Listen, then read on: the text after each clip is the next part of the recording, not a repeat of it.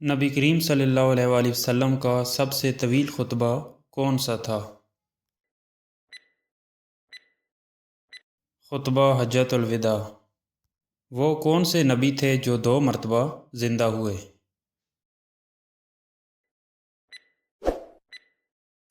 حضرت عزیر علیہ السلام۔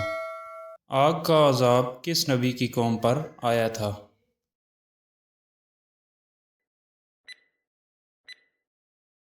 حضرت شعیب علیہ السلام۔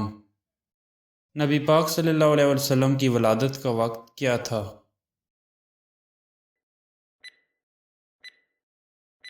صبح کا وقت۔ کون سے صحابی نے ایک حدیث کی خاطر 1 ماہ تک ملک شام کا سفر کیا؟ حضرت جابر بن عبداللہ رضی اللہ عنہ۔ زمین میں دھنس جانے کا عذاب کس نبی کی قوم پر آیا تھا؟ حضرت صالح علیہ السلام کی قوم پر۔ وہ کون سے صحابی ہیں جن کی توبہ ایسی قبول ہوئی کہ ان کا لقب توبہ کرنے والا ہو گیا؟ حضرت ابو لبابہ رضی اللہ عنہ۔ اللہ تعالیٰ نے کس قوم پر چیخ یعنی زوردار آواز کا عذاب نازل کیا تھا؟ قوم سمود پر۔ قیامت کے دن نبی پاک صلی اللہ علیہ وسلم کے بعد ہماری سفارش کون کرے گا؟ روزہ اور قرآن۔ اللہ تعالیٰ نے کس قوم پر طوفان، ٹڈی اور مینڈکوں کا عذاب نازل کیا تھا؟ فرعون کی قوم پر۔ اللہ تعالیٰ نے کس قوم پر مچھروں کا عذاب نازل کیا تھا؟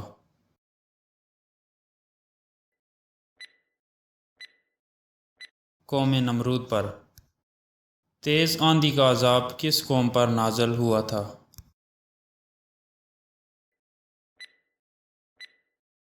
قوم عاد پر۔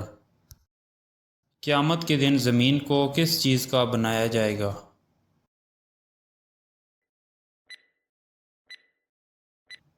تانبے کا۔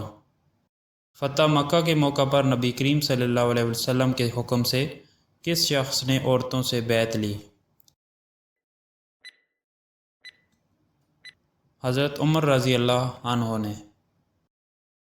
حضور نبی اکرم صلی اللہ علیہ وسلم کے چچا حضرت عباس رضی اللہ عنہ کی نماز جنازہ کس نے پڑھائی تھی؟ حضرت عثمان رضی اللہ عنہ نے۔ اسلامی روایت کے مطابق کس نبی سے شیر بھی ڈرتے تھے؟